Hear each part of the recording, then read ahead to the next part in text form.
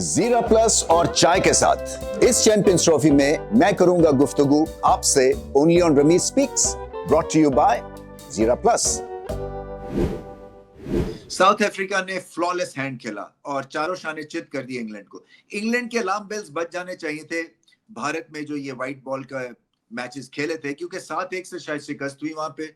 और think tank जो है वो आज भी जब बात हो रही थी या प्रेस कॉन्फ्रेंस या मीट द मीडिया में, तो वो ये कह रहे थे कि नहीं, वो बड़ा अच्छा हमारा एक टूर था, उसे हमें जो है वो एक तो सीखने का मौका मिला और जो है हारने से जो है हमने बहुत कुछ सीखा।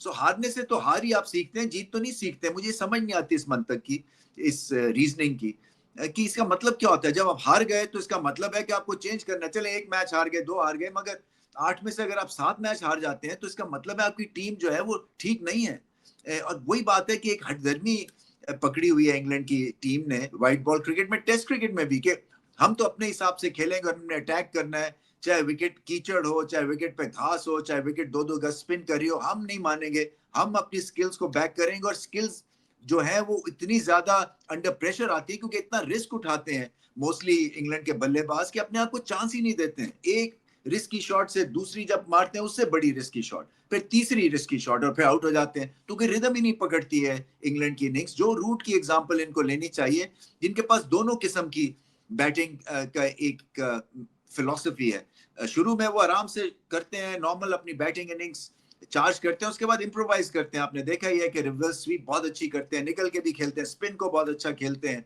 और इनिंग्स को लेके चलते हैं। सो एक दो ऐसे इनको बल्लेबाज चाहिए जो कि थोड़े से रिस्क फ्री हो। बहुत ज्यादा रिस्क लेते हैं और बॉलिंग भी बिल्कुल नहीं चली।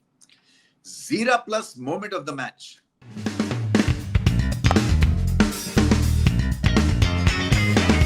Marco Jansen. मेरी किताब में इससे ज्यादा मैंने इतने लंबे दराज कद के इंसान की एथलेटिसिज्म फील्ड में नहीं देखी है। उन्होंने जो एक तो पहले कैच किया है, पहले उसकी बात करें। कम से कम 25 गज उन्होंने स्प्रिंट मारी है, फिर स्लाइड की एक फुटबॉलर की तरह, और फिर उसके बाद दोनों हाथों से कैच लिया।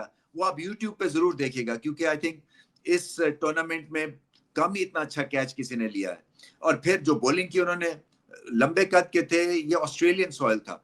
और ये वो सॉइल था जो कि जब मैं पीसीबी में था तो ऑस्ट्रेलिया से मंगवाया था। तो और इसमें अब पिच तैयार हुई है ये, और इसमें बाउंस ज्यादा था। तो उन्होंने 2 जो बैट्समैन आउट किए वो शॉट ऑफ गुड लेंथ से किए और बहुत मैसिव ब्रेक थ्रू दिया उन्होंने साउथ अफ्रीका को बॉल के साथ। सो आज उनका बेहतरीन दिन था, इसलिए वो प्लेयर ऑफ द मैच भी बने। मगर क्योंकि मैं वहां पे मौजूद था, कमेंट्री कर रहा था, वो जो कैच था वो देखने वाला, आप प्लीज जरूर देखिएगा। Toyota most reliable player of the match.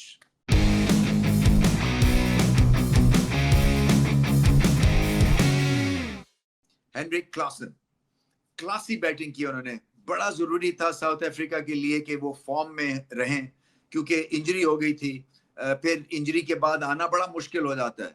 मगर अच्छी चीज ये थी कि स्कोर ज्यादा नहीं था, सो आराम से भी खेल सकते थे। मगर इनको उसी हिसाब से फॉर्म दिखानी है और फॉर्म में रहना है जिस हिसाब से ये नॉर्मल बैटिंग करते हैं। सो नॉर्मल बैटिंग की उन्होंने और बहुत ही क्लीन बैटिंग करते हैं।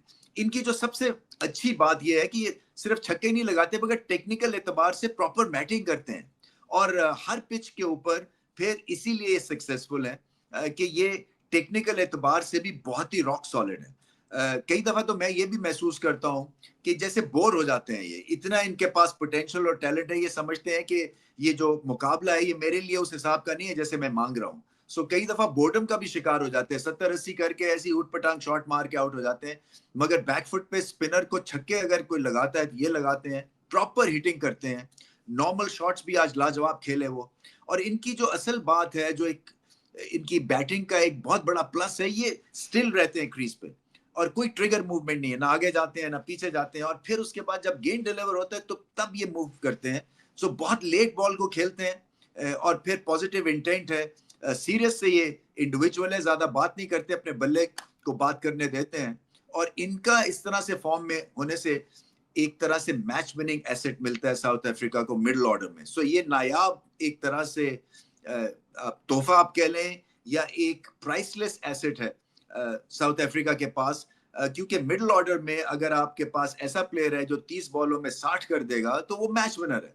और ये क्लासन की अगर फॉर्म चल गई अगले 2 मैचों में, सेमीफाइनल और फाइनल में, तो फिर साउथ अफ्रीका पीछे मुड़ के नहीं देखेगा। इनका फॉर्म में होना बहुत जरूरी है। आज लाजवाब बैटिंग की, नॉर्मल बैटिंग भी दिखने को मिली और छक्के वाली बैटिंग भी दिखने को मिली और बहुत तसल्ली के साथ बेहतरीन अंदाज में इन्होंने 50 किया। साउथ अफ्रीका जो मैच जीता है इसमें ये इस वजह से नहीं है कि इंग्लैंड जो है वो उतरे ही नहीं खेलने को, क्योंकि इन्होंने अपना एंगल देखना था, अपना एंड संभालना था। बॉल के साथ बहुत अच्छी बॉलिंग की, बहुत अच्छा कमबैक किया, क्योंकि पहले ऐसा लग रहा था कि डगेट ने जैसे 3-4 चौके लगाए लेग पे के मामला जो है वो 300 तक निकल जाएगा मगर ऐसा हुआ नहीं। गीडी ने बहुत अच्छा कमबैक किया।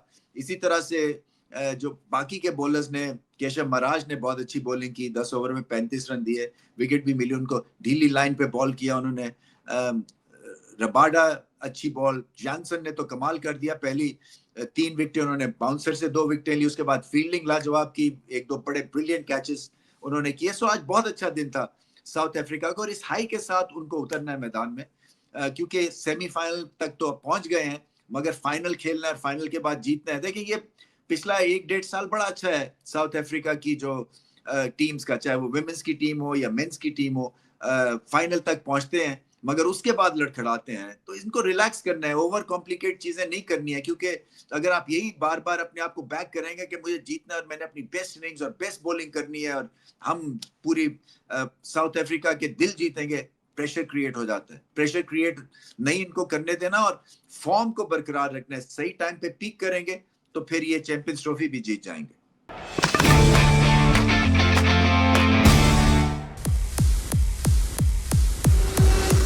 35 years of proven reliability.